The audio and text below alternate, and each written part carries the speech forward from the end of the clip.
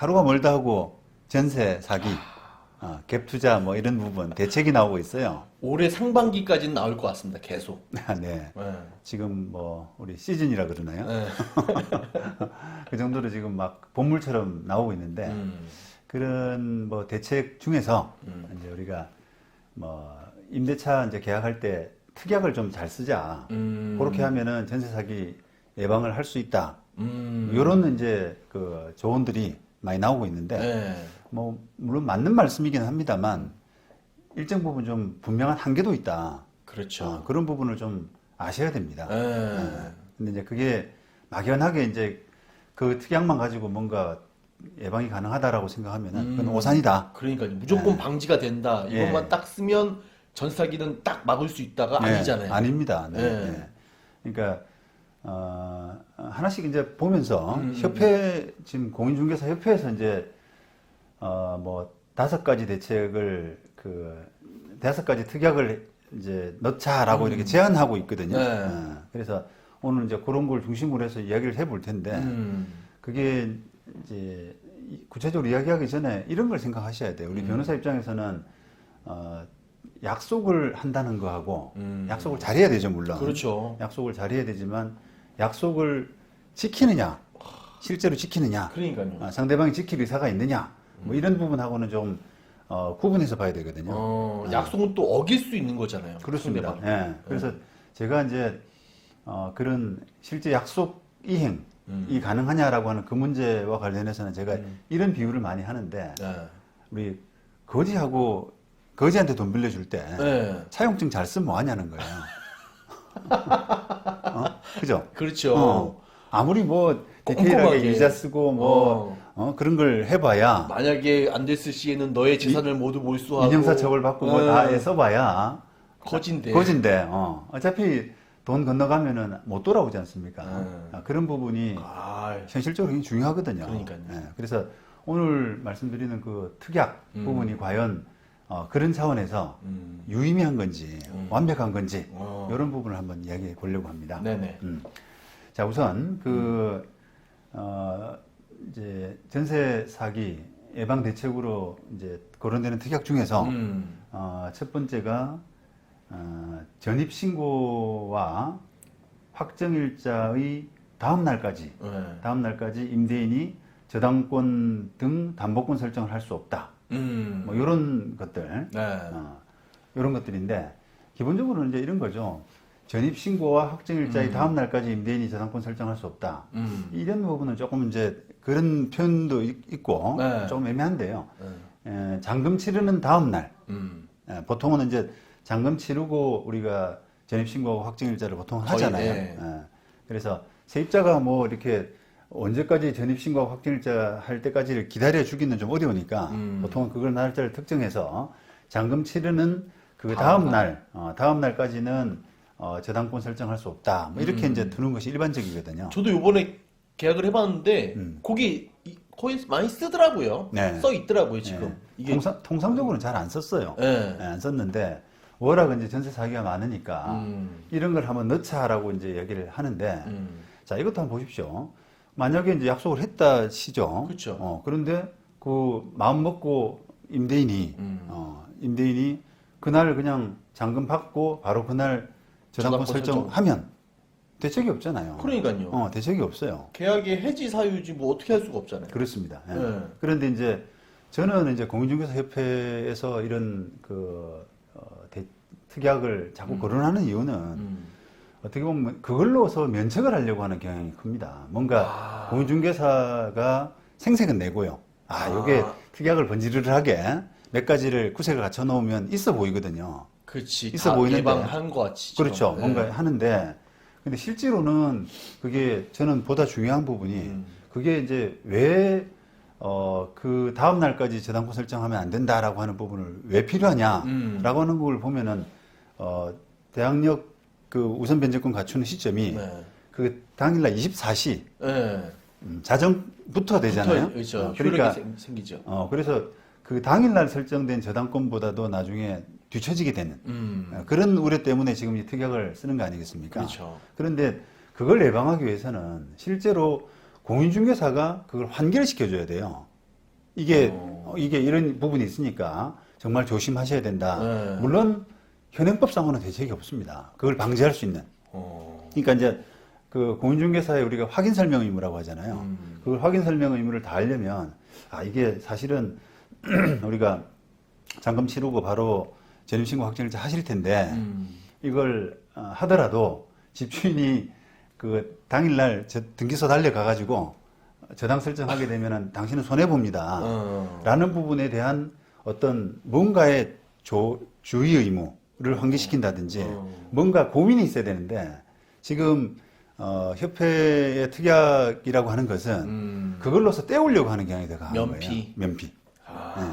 면피. 그러니까 이제 그게 이 현재 우리 공인중개사 업계의 문제거든요. 뭔가 거래 성사시키는데 지장을 줄 만한 말은 공인중개사 하기 싫고 그걸 이야기했다가는 거래가 깨질 것 그렇죠. 같으니까 그 부담스러운 말을 하기 싫고 그냥 특약사항으로서 대충 때우는 그러면서 자기 책임을 조금 떨어내려고 하는 약간 그런 약간 좀 타협적인 그러니까요. 그런 부분이 숨어 있습니다. 막을래야 막을 수가 없잖아요. 다음날 한다면. 그렇습니다. 근데 만약에 이런 얘기 할 수 있지 않을까요? 은행에서 저당권 해주기 전에 한번 확인할 수 있는 절차를 넣어주면 안 되나요? 시스템을. 그거는 어려워요. 개인적으로. 네, 그건 어렵습니다. 그러니까 이게 딱 저당권 실행하기 전에 얘가 계약을 했나 안 했나 뭐 이런 걸 확인할 수 있으면 지금 어저께 계약했는데 왜 돈 빌려가려고 그래요? 막 이러면 잡을 수 있을 것 같아서. 그러니까 지금 이제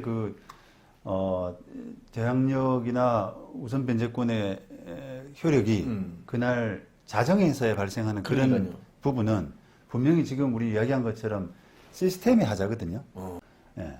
이런 그 시스템의 하자는 고쳐야 되거든요. 그러니까요. 여론 환기 해가지고 적극적으로 고칠 노력을 해야 되는데 저는 이제 안타까운 게 저런 특약으로서 뭔가 넘어가려고 하는 그러니까 구조적인 문제가 있는데도 불구하고 그거를 나는 이 정도까지 있었으니까 너 다음 날까지는 저당 설정하지 마. 이렇게 난 알렸어. 그렇죠. 난 알렸어. 그리고 약속 받았어. 근데 해버리면 어떻게 해요? 문제가 있잖아요. 분쟁이죠 또. 그렇죠. 분쟁이 있고 그 피해는 세입자한테 돌아갈 수밖에 그렇죠. 없거든요. 그러니까 세입자랑 임대인이랑 싸워라 그런 거죠. 그렇죠. 나는 뭐 할 만큼 했으니까.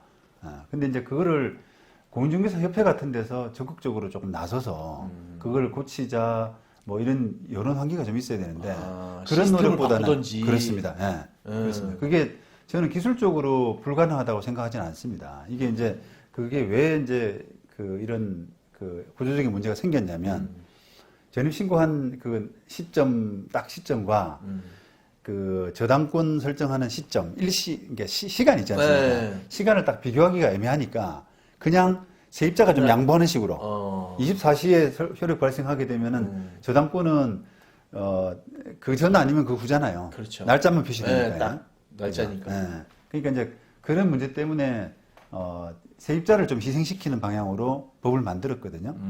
그런데 이제 저당권 설정 시점 일시 시간 시간도 사실은 저는 불가능하다고 생각하지는 않습니다. 딱 따지는 것이. 그래서 그런 부분에 대한 깊은 고민을 좀 해서 제도를 고쳐야 될 문제다. 이렇게 보는 거죠. 좀 복잡하긴 쉽지 하겠네요. 않죠? 네, 쉽지 않죠. 복잡하긴 하겠네요. 네, 그렇습니다. 그 다른 특약이 또 자, 그 다음에 두 번째는 이제 임대인은 국세, 지방세 체납, 근저당권 이자 체납 사실이 없음을 고지한다. 이렇게 또 뭐 특약을 넣자 그런 거예요. 자, 임대인은 뭐 내 세금 체납이 없어요. 오케이. 임대인은 그렇게 특약 넣고 도장 찍었다는 것은 임대인도 그걸 인정한다. 나는 그렇지. 체납한 게 없다. 체납한 게 없다. 이렇게 한 셈인데, 자, 문제는 거짓말했으면, 거짓말했으면. 그러니까요. 예, 그걸 대책이 없단 말입니다. 그게. 그렇죠. 예, 그러니까 앞서 말씀드린 것처럼 더 중요한 문제는 공인중개사가 이게 만약에 특약에서 상대방이 거짓말할 걸 대비한다 그러면 임대인에게 적극적으로 그거를 가져와라. 가져와라. 네. 맞습니다. 그걸 해서 보고 이거 사인 없구나, 없다. 이거 보니까 없다. 임차인도 확인했다. 사인 그렇습니다. 받고. 첨부 서류를 붙이고 요렇게 하는 것이 정확한 일처리거든요. 그러니까요. 근데 그걸 하기가 어려운 거예요. 자기들이. 그러니까 그걸 이야기하는 껄끄러우니까. 순간 그렇습니다. 예. 그걸 이야기하는 순간 계약도 깨지게 되고 껄끄러워지게 되고 하기 때문에 그냥 특약으로서 대충 떼우고 세금 체납된 거 없죠? 넘어가는 겁니다. 임대 그냥. 임차인 확인했어요. 예, 예.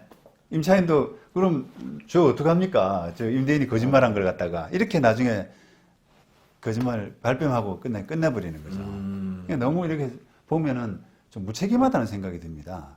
그 어떤 이런 특약을 넣자라고 하는 그 베이스 저변에는 약간의 그런 면피성 어떤 그런 의식들 그런 부분이 그런 것 같습니다. 있는 거예요. 이런 부동산 쪽에 좀 모르는 사람들은 이렇게 특약이 들어오면 야 이러면 안전하네. 그렇죠. 이렇게 될 것 같아요. 네. 근데 아는 사람은 뭐야 거짓말하면 어떻게 할 거야. 그렇습니다. 다 분쟁인데. 다 하긴 했다고는 썼지만 네. 실제로 확인이 제대로 안 된 거잖아요. 안 이게. 된 거죠. 예. 그러니까 이제 그런 부분들을 좀 그 공중회사가 네. 책임 의식을 가지고 더 해야 된다. 더 이렇게 하자. 예. 예, 더 적극적으로. 예, 예, 예. 내가 이렇게 할 테니까 더. 네, 네, 네. 그러는 게 더 어떻게 보면 임차인 보호라는 측면에서는 진짜 보호죠. 그게 더 맞다고 보는 거죠.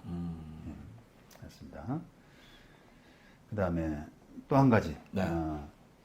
임대인이 주택 매매 사실을 체결할 때는 사전에 임차인에게 고지해야 된다.